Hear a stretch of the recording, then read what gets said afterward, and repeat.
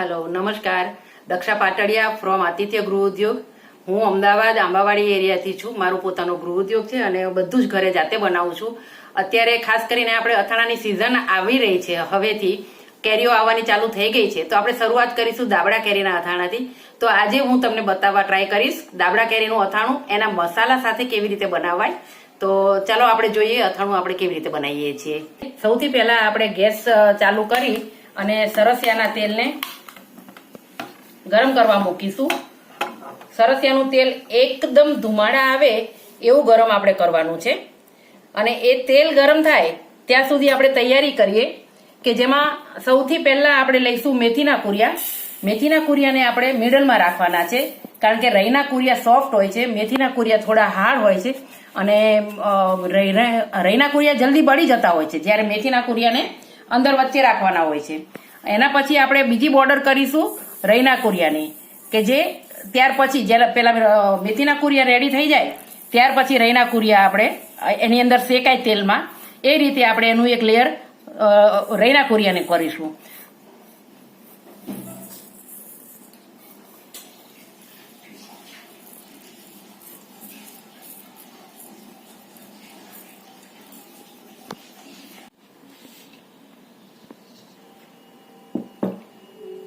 આપણું તેલ ધુમાડો પડતું ગરમ થઈ રહ્યું છે। હવે એની ટાઈમ થઈ ગયો છે।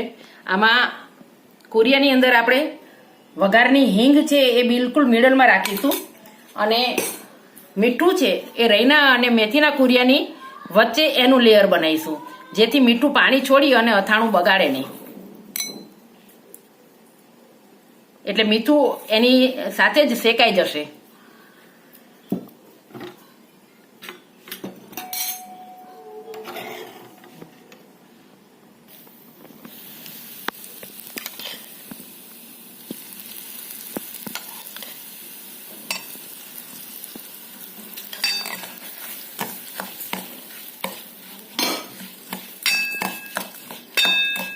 હવે આપણે એની અંદર હળદર નાખીશું કે જે ગરમ તેલમાં નાખવાથી બળી ન જાય એટલા માટે ગરમ તેલમાં જ નાખીશું।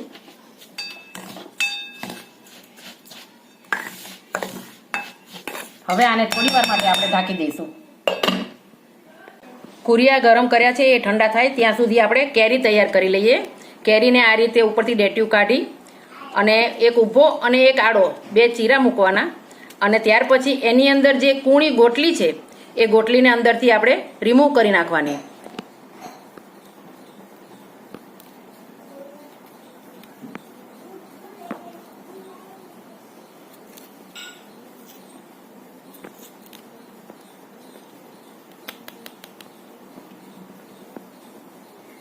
એ જ રીતે આપણે દરેક કેરીમાંથી ગોટલી કાઢી લઈશું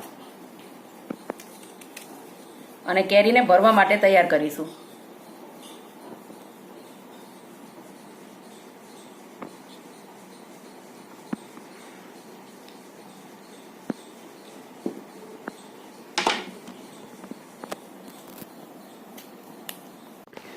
હવે આપણા કુરિયા ઠંડા થઈ ગયા છે। એની અંદર આપણે લાલ મરચાં પાવડર વપરાઈ દઈશું અને એને બરાબર મિક્સ કરી લઈશું અને એ મિક્સ કરી અને એની અંદર આપણે એને આપણે કેરીની અંદર ભરીશું। આપણે કોઈ પણ જાતના એસેન્સ કલર પ્રિઝર્વેટિવ કશું જ નાખ્યા વગર આખા વર્ષનું અથાણું બનાવીએ છીએ એટલે તો પણ આ અથાણું બિલકુલ જ બગડવાની કોઈ શક્યતા નથી। એ પદ્ધતિ આપણે જે આપણા જૂના નાની અને દાદી જે બનાવતા હતા એ પદ્ધતિથી આપણે બનાવી રહ્યા છીએ। તો આ આપણો અથાણાનો મસાલો થઈને રેડી છે। આને આપણે દાબડા કેરી એટલે કે કેરીનો મસાલો ભરી અને એનું ડબ્બી ટાઈપનું એક સ્ટ્રક્ચર આવે છે એટલા માટે એને દાબડા કેરી કહેવામાં આવે છે। આને આ ભરવા કેરી પણ કહી શકાય, આખી કેરી પણ કહી શકાય, બેબી કેરી પણ કહી શકાય છે। પણ અમુક લોકોને આ અથાણું ખૂબ જ ભાવતું હોય છે। આપણા ટેસ્ટ પ્રમાણે મરચું આપણે વધઘટ કરી શકીએ છીએ। ખૂબ જ સરસ હિંગ સાથેની સ્મેલ આવી રહી છે રઈની મેથીની હિંગની અને મરચાની અને ખૂબ જ સરસ મસાલો આપણો રેડી થઈ ગયો છે। આ મસાલાને આપણે હવે આપણી કેરીની અંદર ભરી દઈશું। આ કેરી આપણે હાથમાં લઈ અને જે રીતે આપણે ચીરા પાડીને ગોટલી કાઢીને જગ્યા સ્પેસ કરી છે એ સ્પેસની અંદર આપણે આ મસાલાને ખૂબ જ દાબીને અને ભરી દેવાનો.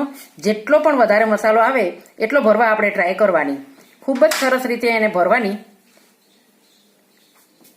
અને આ જ મસાલો જ્યારે તેલ પી અને રેડી થશે ત્યારે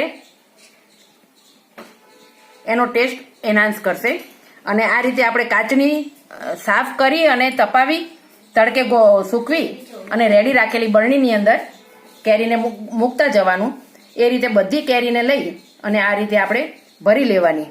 જે રીતે આપણે ભરેલા રીંગણા બટેકાનું શાક ને કરતા હોઈએ છીએ એ રીતે આને પણ આપણે ભરી લેવાની છે.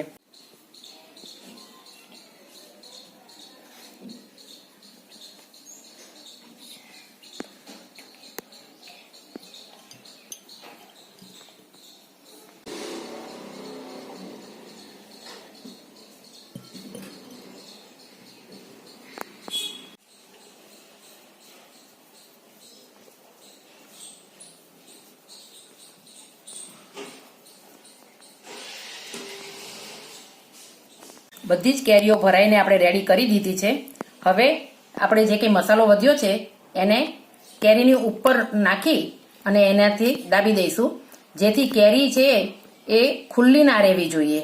એની ઉપર એને મસાલાથી પેક કરી દેવાની.